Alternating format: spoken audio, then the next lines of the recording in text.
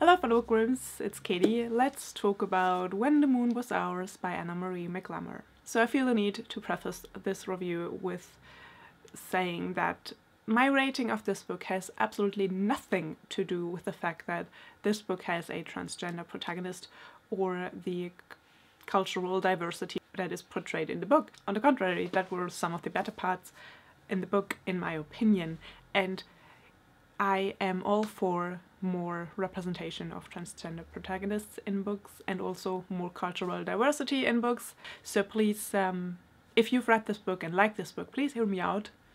Don't come attacking me before you finished listening to what I have to say, and then we can discuss all of our feelings.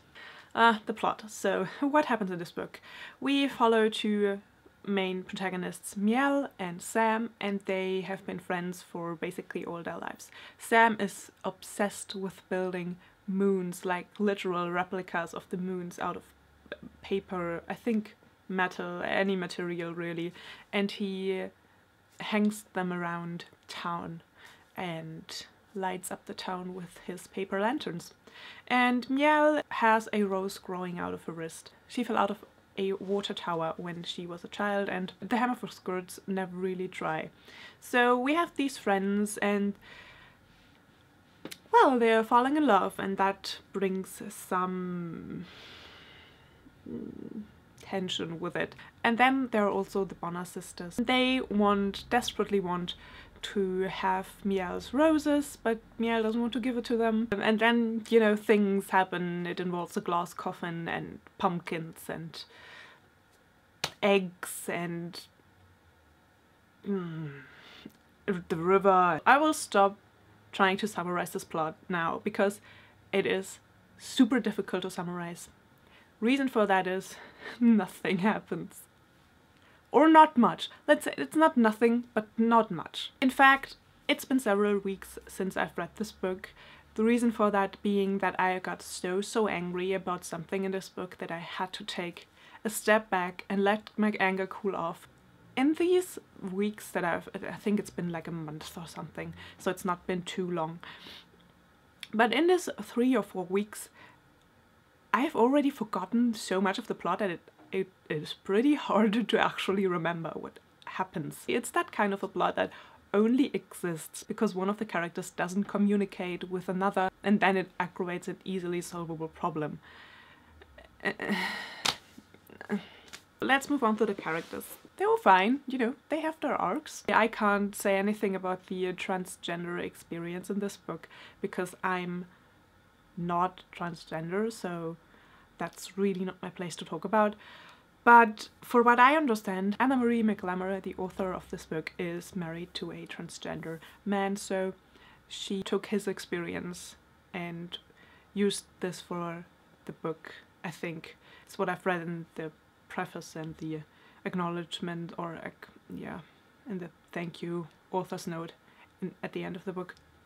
The villains of the story, the Bonner girls, I just really don't know about their motive, and that is something that really bothered me because they're made out to be these really bad girls, and I'm just sitting here and just thinking like, why writing? This is the purplest purple prose you will ever read. It's super vague and confusing a lot of the times, and honestly, I should love this. This should be my thing. But it's not. I found it super repetitive because the writing, you see, is super vague, gives you not a lot of things to grasp and for you to build the world and the plot and the characters. But at the same time, I feel like the author wanted to make everything super clear and understandable and really wanted to convey to the reader what she meant, but without giving too much away and with keeping all of the purple prose. So she would repeat everything, even phrases, even the same fucking phrases, over and over. That just made it very repetitive. Otherwise, there are two POVs, which are the main characters, Sam and Miel. Let's move on to the world building. This is supposed to be magical realism, I think. It's shelved under that. But I don't agree with that, because it doesn't really have a realistic setting as a framework, and that is what, you know, makes magical realism. It read more like a straight up fantasy, but without the actual rules for the magic, so everything just felt kind of random. Overall, before I get into my personal thoughts and opinions, overall, quality-wise, I would give this book 2.5 stars. It's an attempt, but I wouldn't recommend it, to be honest, quality-wise. Just comparing it to Spellbook of the Lost and Found, which also has diverse representation, it's not great. My personal thoughts and opinions, and here is where we get into the nitty-gritty. So, generally, I was really disappointed with this book. I thought from the description, and being that this is magical realism with, you know, flowery purple prose, this should have been something that I really loved and really enjoyed, but it wasn't. From the plot and from the writing, I just need more like what I was given. I need more than a few pretty words thrown together. Words like glass, coffin, or honey and moon and pumpkin. I need more than that. I need things actually happening. And I need the writing, even though it is metaphory, I need it to make sense still. What I also really didn't like was the slut-shaming of the Bonner girls. These are the villains, but the reason why they are the villains is that they like to have boyfriends and Miel doesn't agree with that. Apparently the Bonner girls are stealing other girls' boyfriend because for the sole reason that they can. I mean, does that make them the best people in the world? No. Does that make them the most horrible people in the world? No. I really hated these sentiments. They are bad people because they like to date. Which century are we living in? But what really pissed me off about that was Miel's double standard.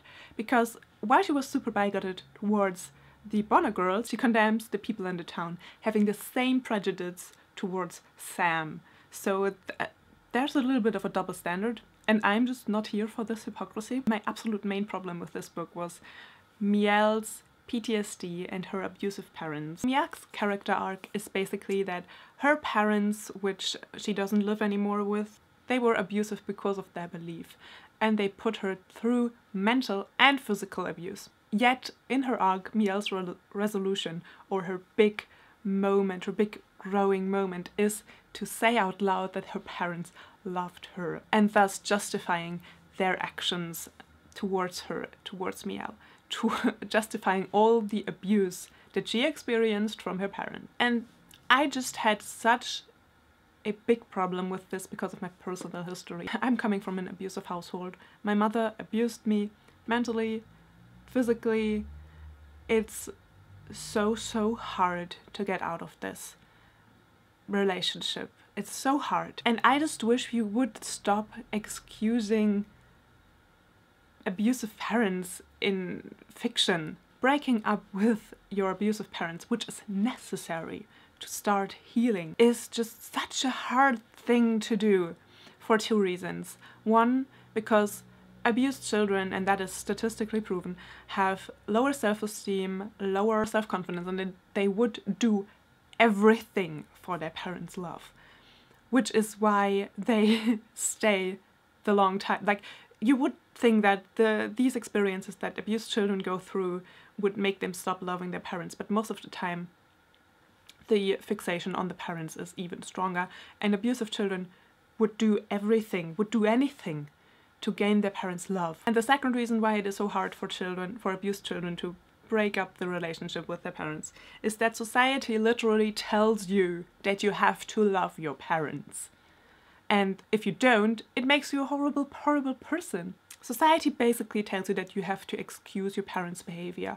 Oh, they did this out of love. Oh, they did this because they have mentally problems themselves. Growing up in an abusive household, it's so painful.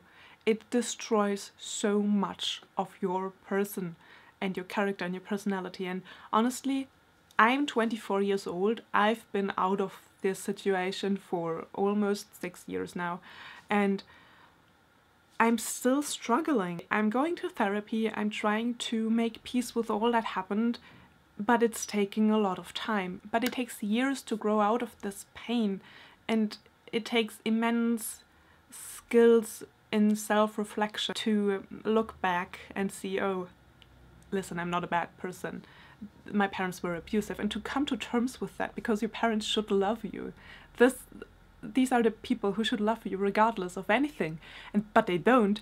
And to grow out of this pain it takes so much time and it takes so much effort. Read this book with this whole story arc of Miel excusing the abusive behavior of her parents and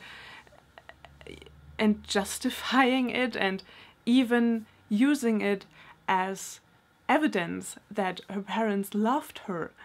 Abuse is not evidence for love. It's not. It really triggered me, and it still makes me angry. It still makes me angry to talk about it and to think about it, and it makes me so sad at the same time. If I'm starting to think about it, younger people will read this book, and regardless of what you think, books are a orientation for your moral code. And to think that a child or a young adult in an abusive household will read this and start justifying the abuse of their parents because of this book, it makes me so sad and also mad at the same time. Because I know what it feels like, and because I know how much time it takes to get out of this situation. This is such a big problem. While I was in therapy, I've met so many people who are much older than me and are still struggling with their abusive parents, or still struggling with the experiences that they've made in their childhood. That is something that not a lot of people want to talk about, because it's such a big topic and because it's a topic that affects so many people, but we kind of like to tend to, you know, just, how do you say that in English? We like to hide it. We don't want to talk about it, which is actually necessary. We need to talk about this more. Yes, that's my main reason why I hated this book. No, I still do. There are still the flames of fury in my belly. And I think this is a I know this is a legitimate reason to dislike this book. I was triggered. It wasn't good for me to read this. Naturally, I gave this book 1 star. I also would like to say that if you love this book, if you loved reading this book, if this is one of your favorite books, you're not a bad person for loving it, because I know that happens sometimes on BookTube, that when someone points out these are things that hurt me, these are hurtful things in this book, then we like to jump on a bandwagon, and you know, it just gets into chaos. But if you like this book, you're not a bad person. Also, I don't think Anna Marie McLemore is a bad person. It's just with my personal experiences and with my history, I did not enjoy this book at all. I will now drink a cup of tea and maybe watch some BookTube to calm down. And I hope you're reading something magical and wonderful. I hope you're having an awesome week. And I will see you soon. Bye!